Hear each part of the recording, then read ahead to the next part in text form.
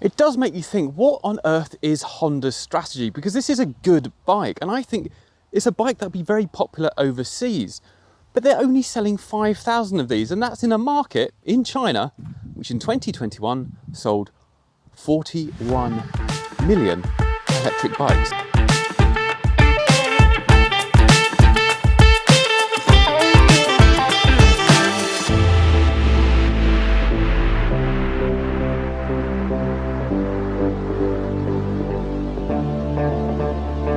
Hello, welcome from Shanghai. Today you're going to join me on a vlog as I do my errands on a Sunday morning. So I'm going to grab a coffee and go and buy some vegetables from the local market. But how am I going to do that? Well, of course, it's on the bike just here behind me, which is a collaboration between MUJI and Honda called the MS01. Interestingly, not much fanfare about this, but I think it's a really good looking bike.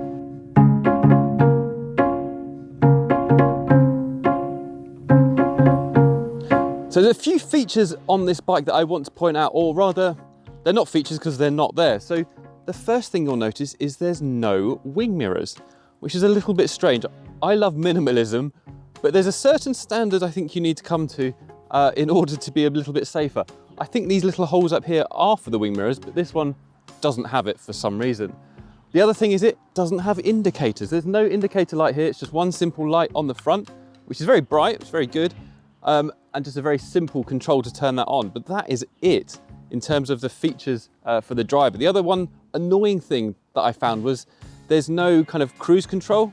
So when you're putting it on full speed, maybe you're going a long distance, you want to be able to hold it into place without your wrist being like that the whole time. That makes your wrist ache. And without that, I think that's a feature that's missing. But these are very minor quibbles on what overall is a very good bike. So let's have a little look round at some of the other features on here.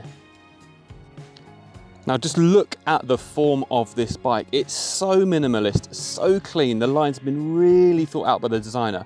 And it's two very simple colours. It's got the lovely black wheel over there and that line which kind of goes along and around and up the handlebars. Nothing else on the roads look like this. And the other unusual thing is that most mopeds in Shanghai have quite small wheels. This one has quite large wheels and they're obviously Honda branded. So the motor down here, that is a Honda motor. That is 400 kilowatts and that gives it a top speed of 25 kilometers per hour. I can feel it could got more in there, but then it's going to affect the range. The range of this is around about 65 kilometers, which is really, really good. And that's all from obviously a lithium ion battery. But look at that. That is simplistic, isn't it? However, the simplicity really has a downside as well. For example, my coffee cup. Where does that go? Doesn't go there. Can't put it there. There's no holder down here. All there is a little hook here, which you can hang your bag on, but then your bag's going to be quite short, otherwise it's going to be bunched up down here. Also, you'll notice it has pedals. This is a Shanghai regulation. You need these pedals, but most people just take them off after a while. All e-bikes in Shanghai need to have pedals, apparently. It's got a disc brake at the front and it's got a disc brake at the rear, and it's got this lovely little suspension piece in here which makes the ride really, really soft.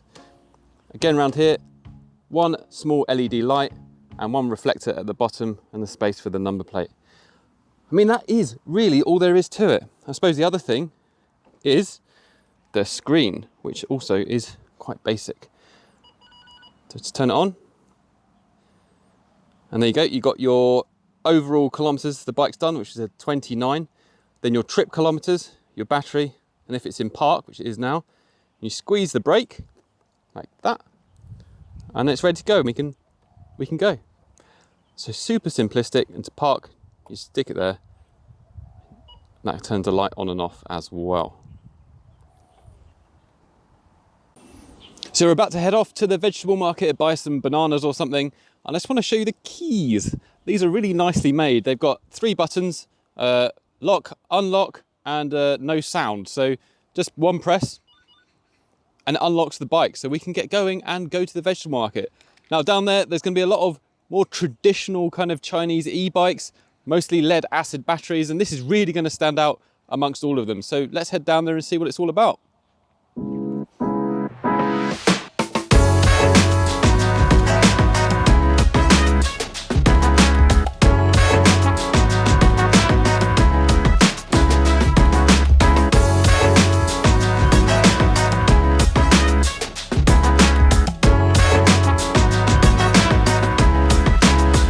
terms of acceleration, it's not the fastest bike in the world, but it does have a nice kick. If you really put the throttle in, it goes, but it does, over 15 kilometers an hour, have a really annoying beep.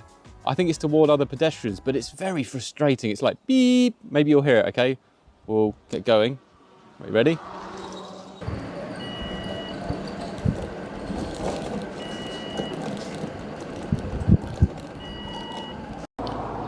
So whilst I'm just waiting at the lights here, it's a good time to consider that surely this bike is the best of both worlds. It's a collaboration between MUJI, who are kings of design, who know minimalism almost better than anyone else and are spreading kind of that Japanese aesthetic across the world. And then Honda, who are good at technology, maybe not so strong in the EV sphere at the moment, but they've been known for good quality and innovation for 40 or 50 years.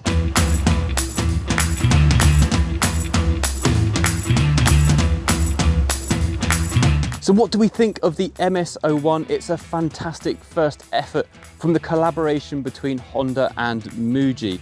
It's very, very well made, it's comfortable, has plenty of range, and is a great price. I'd like to see them up the practicality levels for next time with a bit more storage and just making it a bit more convenient to live with. But I think as an overall bike, for that price point, there should be onto a winner. They just need to start selling them overseas as well as China.